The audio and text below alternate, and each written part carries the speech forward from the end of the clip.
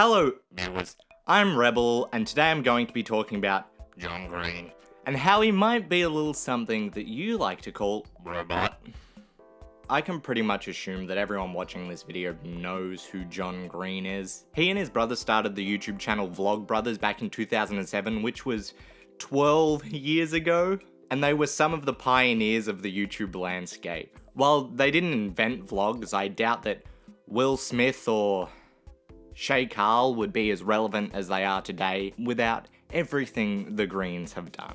And the show that the Vlogbrothers came up with, Brotherhood 2.0, where they communicated only by YouTube videos, was widely believed to be based off a 2006 internet show called The Show with Zafrank, but that's a long story and I don't really know much about it. John's brother Hank is much better known as the creator of VidCon, the largest and probably only functioning internet creator convention. My personal feelings about whether or not VidCon really does work aside, it is definitely better than the other infamous conventions based off YouTube creators or other internet subcultures.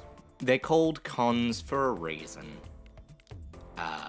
Back on topic, John Green, you probably know because at some point or another he's been forced into your life forcefully using great force. He's probably best known as being an author. I say best known because that's just the most mainstream of the things he does, but that's only because I don't think it's possible for vlogs to ever be as big as books. Some of his books, as well, have been turned into Hollywood movies, another extremely mainstream thing, and you've probably seen at least a trailer for one of them. But if you attended any form of schooling post-2011, you definitely had some hip young teacher force you to watch endless crash course videos as if they were a replacement for the $200 textbook that you literally never use. Literally. But I digress, I don't want to get off topic talking about the cost of textbooks. So here's a video by John Green. Good morning, Hank. It's Tuesday, so textbooks are expensive. I got you. Good morning, Hank. It's Tuesday, so textbooks are expensive. Alright, so you've read the title of the video, you've come for one thing, and I definitely have some explaining to do, and I have the burden of proof on me to prove my point. So the other day I was watching endless Conan O'Brien videos as per usual, and I had autoplay on, which often brings me comfort and lazy viewing, which is my favorite. But whatever comforting video was next for the autoplay was sadly replaced by this unwanted blast from the past. This video by John Green played.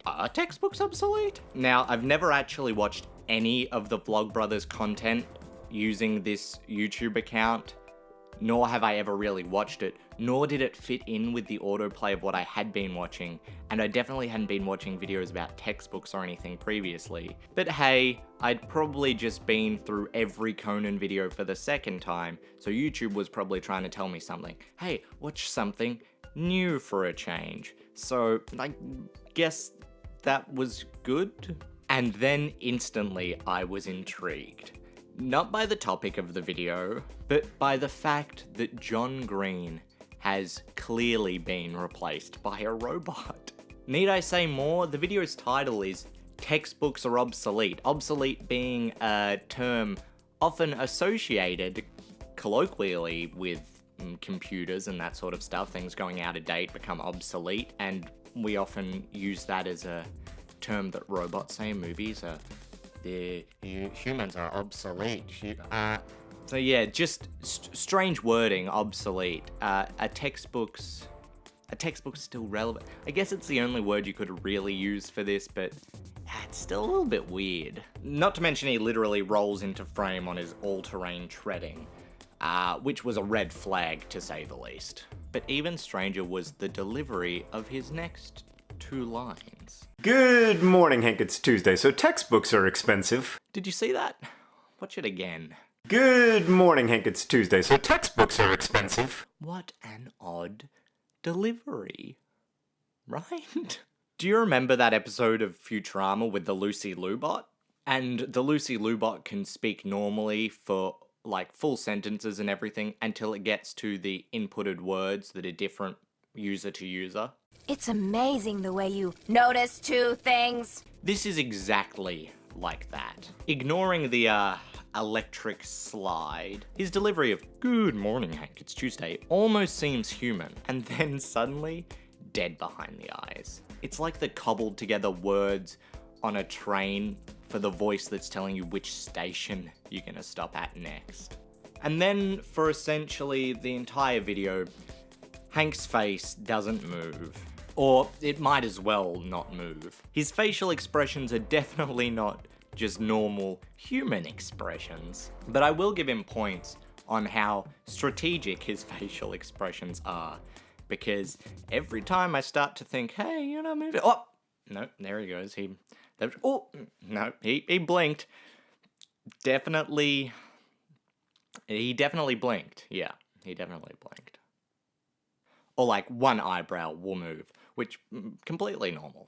Okay, so every year Bill and Melinda Gates release an annual letter, and this year's letter is about surprises they've learned, from the ways that data can be sexist to how slow innovation in toilet technology has harmed human health. I'm sorry, did he just refer to us as humans? And they also say that textbooks are becoming obsolete. If you're interested in this kind of stuff, you should read the entire letter, link in the doobly-doo below. A lot of this stuff just sort of makes me uncomfortable in his delivery.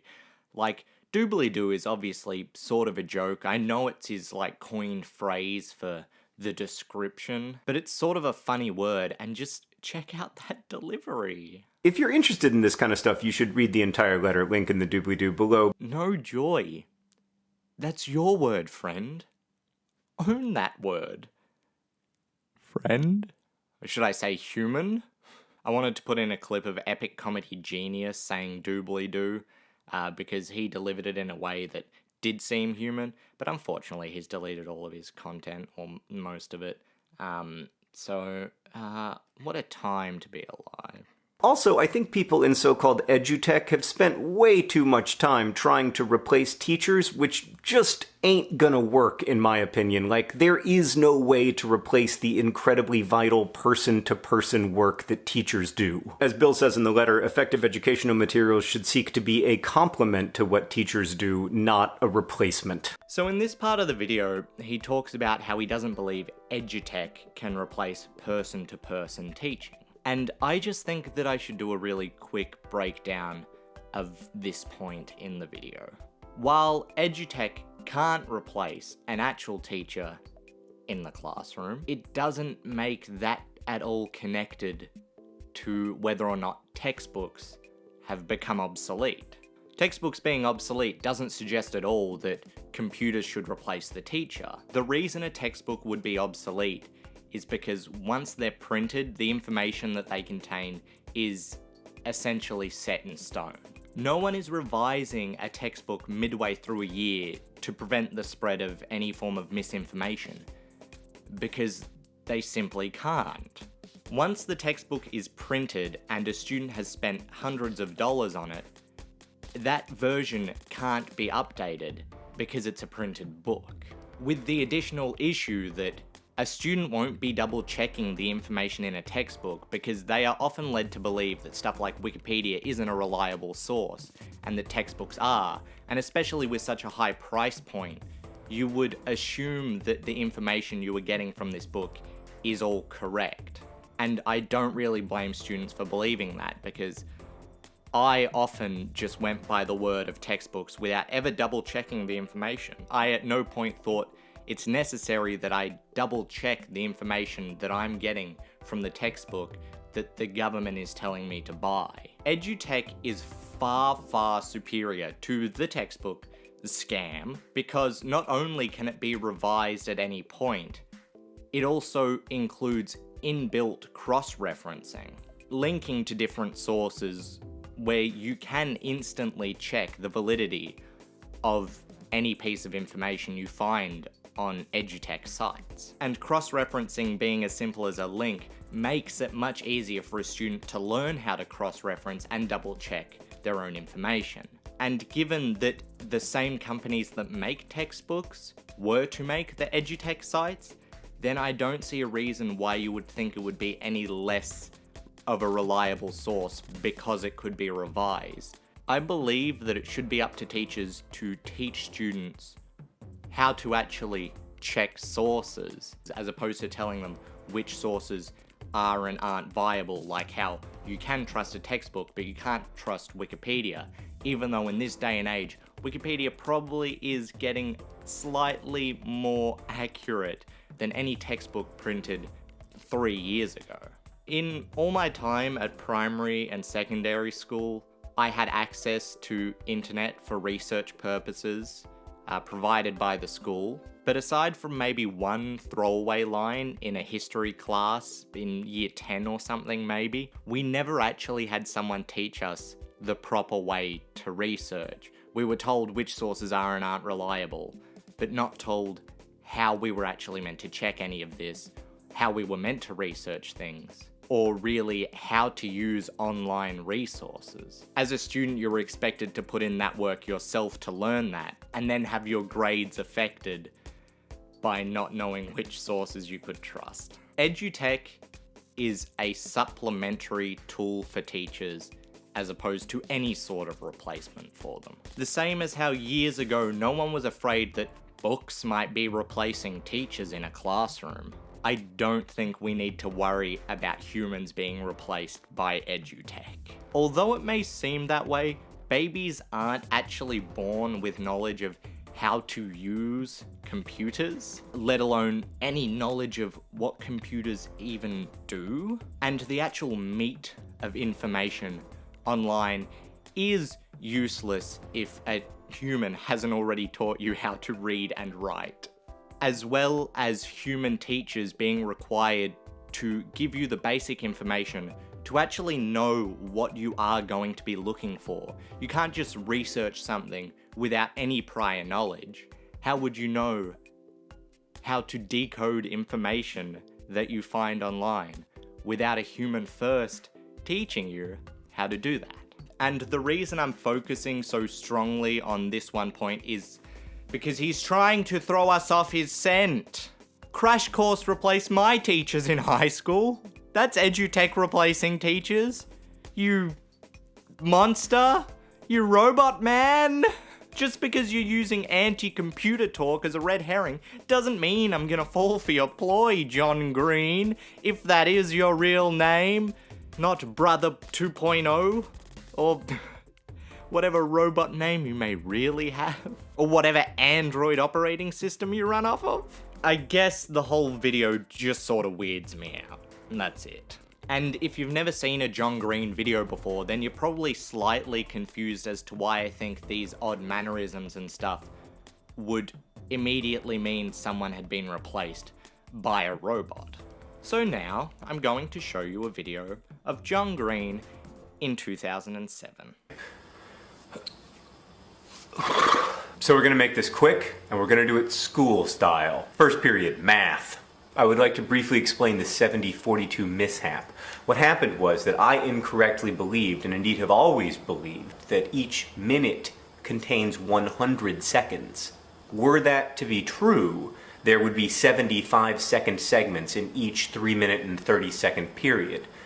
It turns out, and this is extraordinarily difficult news for me to accept, that each minute only contains 60 seconds, and therefore there's only 42 5-second segments in each 3-minute and 30-second period. Look at all those natural movements. His head tilts, the corners of his mouth go up and down, he's expressive, his eyebrows move, his eyes move, depending on what he's talking about. He is very clearly a human in this video, unlike in the new one.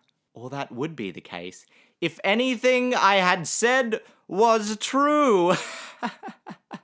No, the video title isn't a lie. I do think John Green was replaced by a robot, in a way. But not like a robot in human skin trying to fool us with like CGI and computers and magic and smoke and mirrors trying to convince us that a robot is a human. But more in the sense of he's been replaced by a bot. John Green's personality was essentially replaced with algorithms and trending topics. The thing that really got me about this video was that it constantly seems like John Green is reading the script for the first time. That's why I think his deliveries come off as weird sometimes. It doesn't appear that he's practiced or even is really invested in the topic. He just sort of seems to be reading straight off a teleprompter, like a news presenter. His speech patterns aren't natural in a way that they were back in 2007 when he was passionate about making what he was making. They're just sort of stock standard now. Not to mention the fact that the description clearly wasn't lovingly written by him like they used to be. Also, throughout the whole video, he just seems genuinely disinterested in the topics that he's claiming to be super interested in. This may be down to the fact that back in 2007 when he first started, he was hamming up his personality to engage viewers, and now he's just sort of more comfortable being himself on camera. I think after many years on YouTube, John Green decided that he would probably be more happy if he pursued his other dreams of like writing and having movies made out of his stuff than speaking to a camera.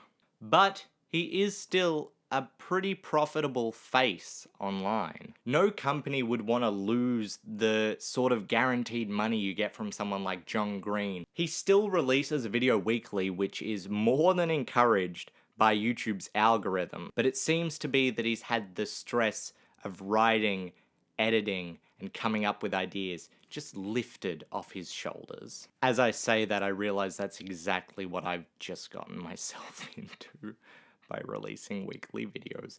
Whoops. But the biggest part of this, I believe, is that releasing a video every week for an author can't be creatively satisfying. Quality over quantity is an extremely important concept for many creatives. Just doing it every day, bro, isn't gonna make you happy, really. Not that I'm saying I think that those Paul brothers aren't happy. They clearly have a pretty good lifestyle. If I was one of those brothers, I'd be over the moon with my success. But creatively satisfying for someone who wants to write books for a living, definitely not. He achieved a lot on YouTube, but having your books, plural, turned into movies, plural, is probably the thing I'd care about more as well. And a lot of what I've described to be robotic behavior, I believe, is probably just the Vlogbrothers formula to making videos, which is tried and tested, judging by the fact that they've remained relevant for 12 years now. Maintaining viewer engagement by something as simple as keeping your eyes open for most of the video, because John Green really doesn't blink much in the videos. It's pretty well known that YouTube's appeal comes from the fact that you can feel connected to a creator, and one of the main ways is the fact that they look directly down the barrel of the camera, like they're looking into your eyes. What I want people sort of to take away from this video is just a better understanding of how you can keep viewers engaged for such a long period of time just by using small tricks and stuff to stay connected to an audience. Thanks everyone for watching. I'll catch you next time. I make new videos every Wednesday. Please click every button on the screen. It won't help me, but I'd just like to see what happens. My eyes are really burning. So I'm definitely not a robot. I'll catch you guys next time. Bye.